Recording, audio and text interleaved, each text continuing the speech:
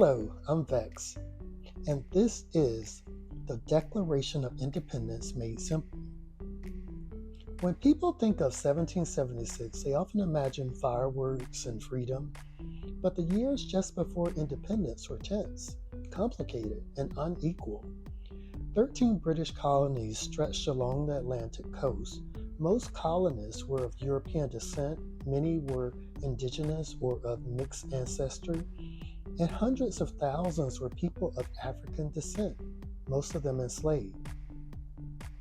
Daily life depended on Britain.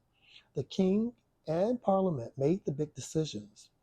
Colonists paid taxes set in London, fought in Britain's wars, and followed British trade rules.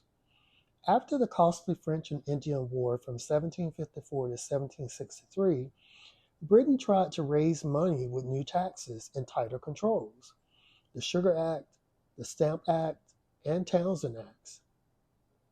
Many colonists argued no taxation without representation, meaning they shouldn't be taxed by a government where they had no vote.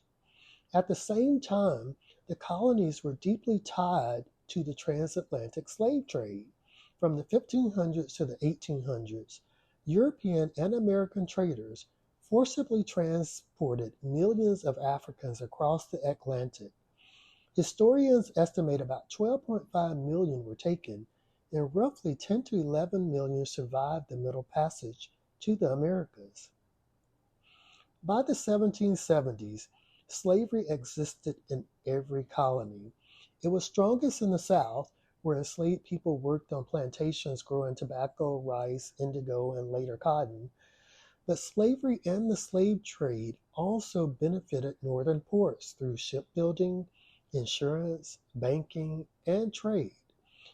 So when colonists talked about liberty, there was a painful contradiction. Many of the people living among them were not free. In cities like Boston and Philadelphia, free black people and some white allies spoke out against slavery. Quakers, for example, began taking public stands against human bondage. Still, most colonial leaders were slow to challenge the system. Tension with Britain grew, protests, boycotts, and sometimes violence broke out.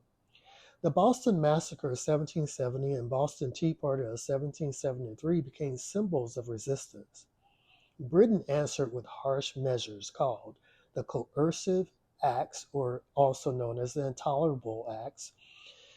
Colonies met in the First Continental Congress in 1774 to plan a joint response. When fighting began at Lexington and Concord in 1775, it was clear the crisis had become a war.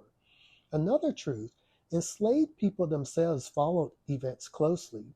Many sought freedom by joining whichever side offered a real chance of it. In 1775, Lord Dunsmore, the royal governor of Virginia, promised freedom to enslaved people who fled rebel masters and joined the British. Thousands tried. Others supported the Patriot cause, hoping freedom would follow if independence was won. By early 1776, the question was no longer whether relations with Britain could be repaired.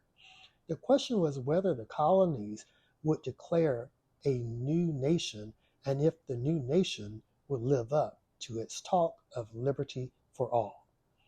If this helped, hit like, subscribe, and share it with someone who wants to understand America's history in plain, simple terms.